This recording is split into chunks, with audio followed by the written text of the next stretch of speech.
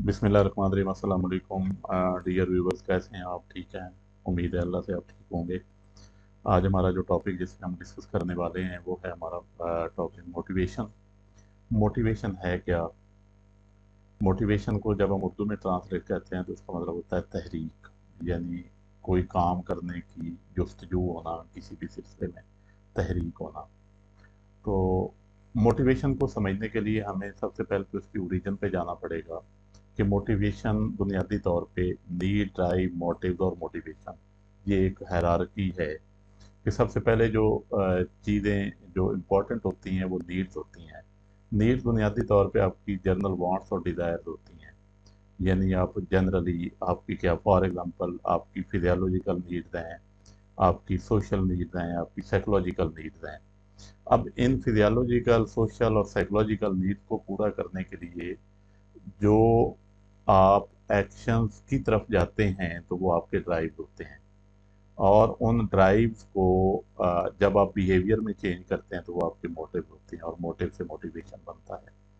जैसे for example के एक बंदा जो है वो रात दिन सुबह शाम 4-4 5-5 घंटे, इवन 12-14 घंटे भी काम कर रहा होता है, एथलीट है, वो एक्सरसाइज कर रहा है, वो प्रैक्टिस कर रहा है, तो उसके पीछे क्या मोटिव है?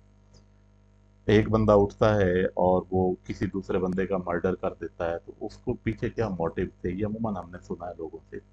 तो ये सारे मोटिव जो हैं उनकी बेस जो है वो नीड, ड्राइव और मोटिव की तरफ होती है कि बुनियादी ज़रूरत क्या थी, और ज़रूरत को पूरा करने के लिए इंसान ने कितनी स्ट्रगल की है, और स्ट्रगल को आगे लेके जाने के लिए एक मोटिवेशन होती है उसे।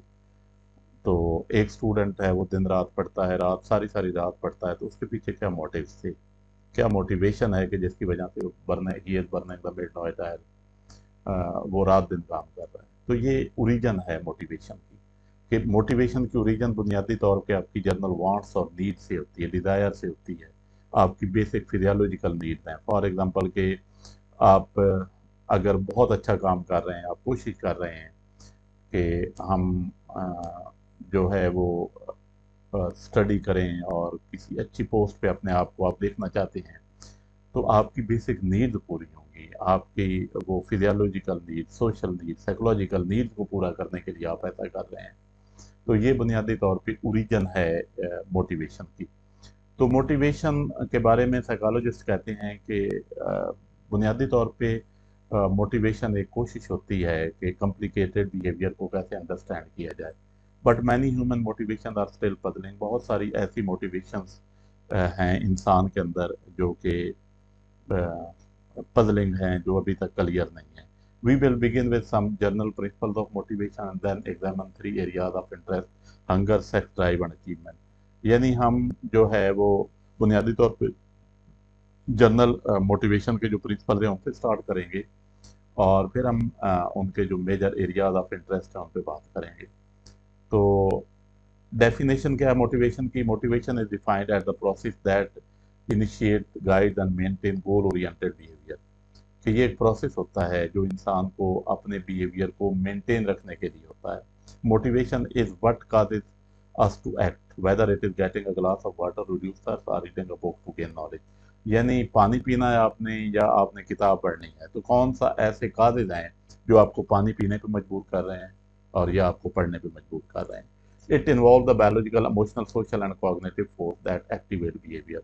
इसमें बहुत सारी आपकी बायोलॉजिकल, आपकी इमोशनल और आपकी सोशल फोर्सेस जो हैं इसमें सारी जो हैं वो इंटरफेयर कर रही होती हैं। In everyday usages the term motivation is frequently used to describe why a person does something. यानी हमारे रोज़ाना की मामूलात जो हैं उनमें मोटिवेशन जो है वो इसलिए इस्तेमाल होती है कि ये बंदा यार ऐसा काम क्यों करता है।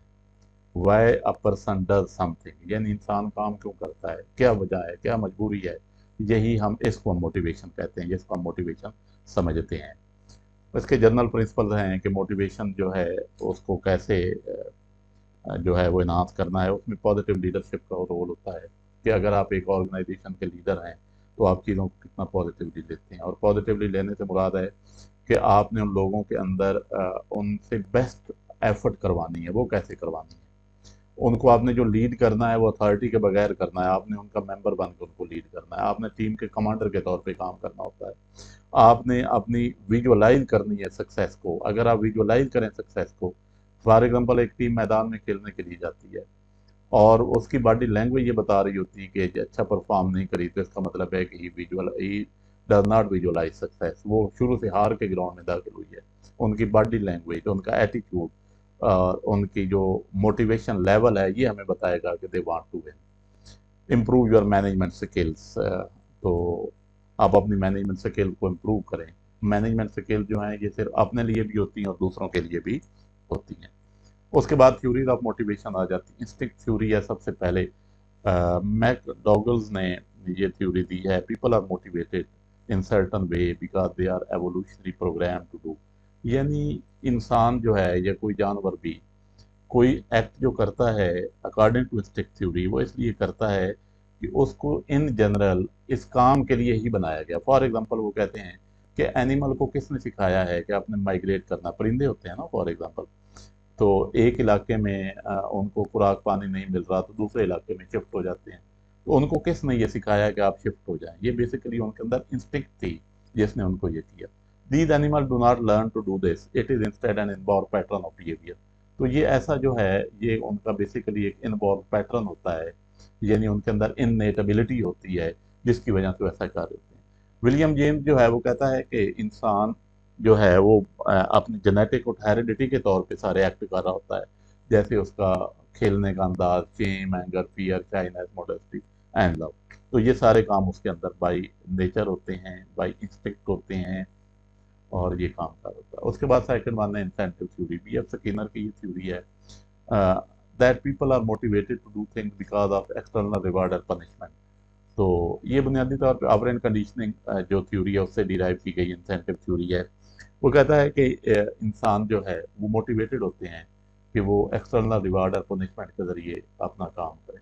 यानी अगर आपको रिवार्ड है, अगर आप समटाइम बच्चे जो हैं स्कूलों में चले जाते हैं तो बच्चे रिवार्ड के तौर पे ये काम कर रहे होते हैं कि उनको इनाम मिलेगा, या वो ये काम कर रहे होते हैं अगर उसने काम ना किया तो टीचर से सज़ा मिलेगी।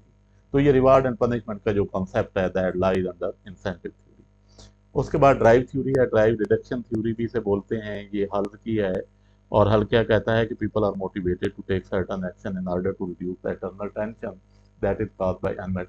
यानी जब आपकी नीड्स पूरी नहीं होती तो आप उन नीड्स को पूरा करने के लिए कुछ सर्टन अमल करते हैं, तो ये अमल जो है ये मोटिवेशन कहलाता है। You might be motivate to drink a glass of water in order to reduce the, आगे जो मिसाल उसने दी है कि आप मोटिवेटेड हैं कि आपने गिलास पानी पीना, और आप ये पानी जो पीना है ये किस लिए पीना है? क्योंकि आप अपनी प्यास बुझाना चाहते हैं।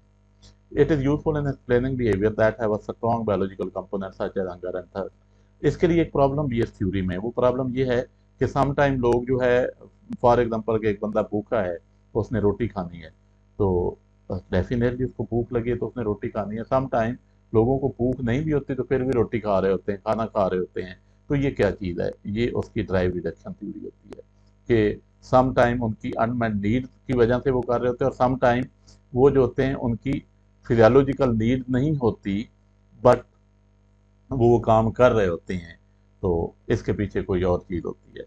उसके बाद अराउजल थ्योरी है। The arousal theory of motivation suggest that people take certain action to either decrease or increase level of arousal. यानी इंसान के अंदर कुछ हाइटन टेंशन होती हैं, उन टेंशन को मिनिमाइज करने के लिए पीपल टेक सर्टन एक्शन, लोग जो है वो कुछ एक्शन करते हैं। Arousal level get to low, for example a person might watch an exciting movie and go for a jogging.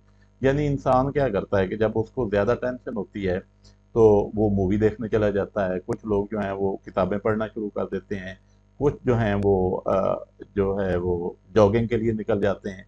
तो वो क्या होता है कि वो अपनी इंटरनल सिचुएशन को बेहतर करने के लिए, इंटरनल सिचुएशन को कम करने के लिए वो एक काम कर रहे होते हैं, तो उसको हम अराउजल थ्योरी का नाम देते हैं। Arousal level get to high, a person would probably look for ways to relax such a motivating और reading a book. We are motivated to maintain an optimal level of arousal. यानी हम motivated होते हैं कि हमने अपनी उस tension को, उस चीज़ को एक लेवल तक रखना है।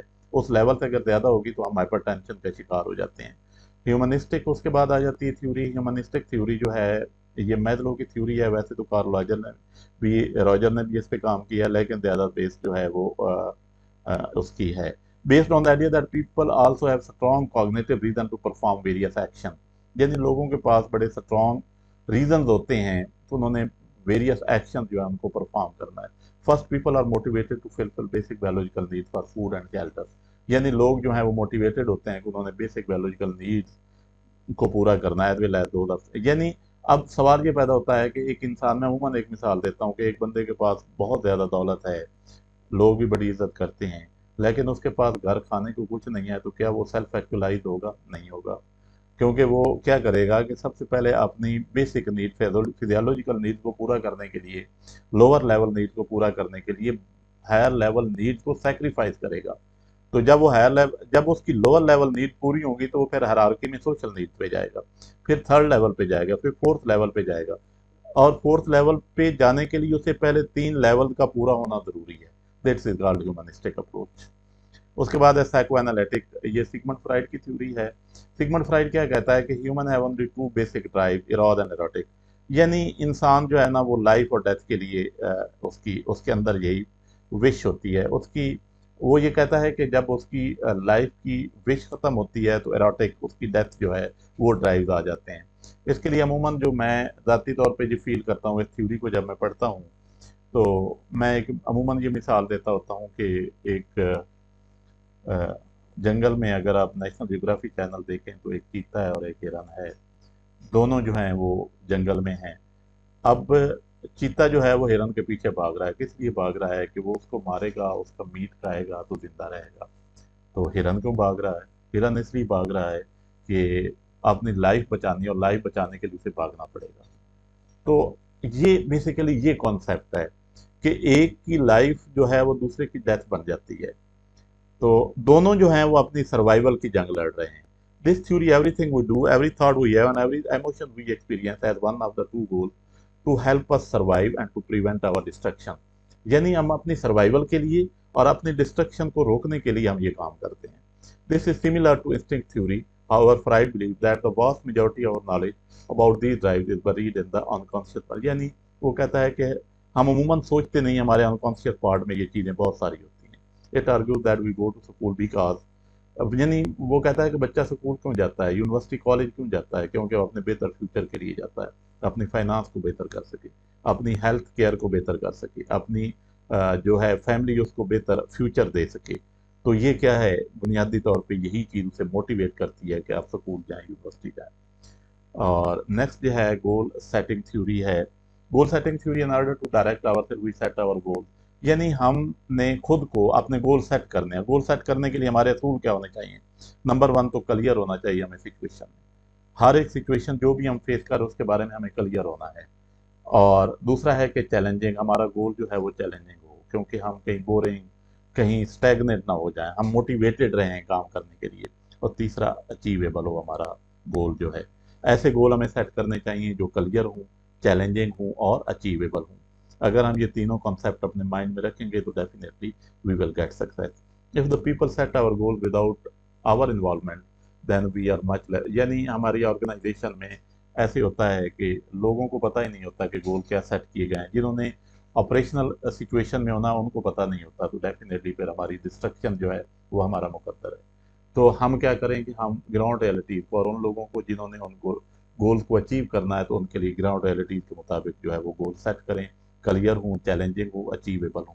ये ना हो कि हवा में खलाई घोड़े बनाते जाएं, लाइक खलाई महल बनाते जाएं लेकिन मिले कुछ भी ना। तो हमें रियलिस्टिक होना पड़ता है। This is called goal setting theory. तो ये सारी चीज़ें, ये थ्योरी जो है ये मोटिवेशन की, उम्मीद है आप लोगों को समझ आ गई होगी। Thank you very much. अल्लाह हाफिज़।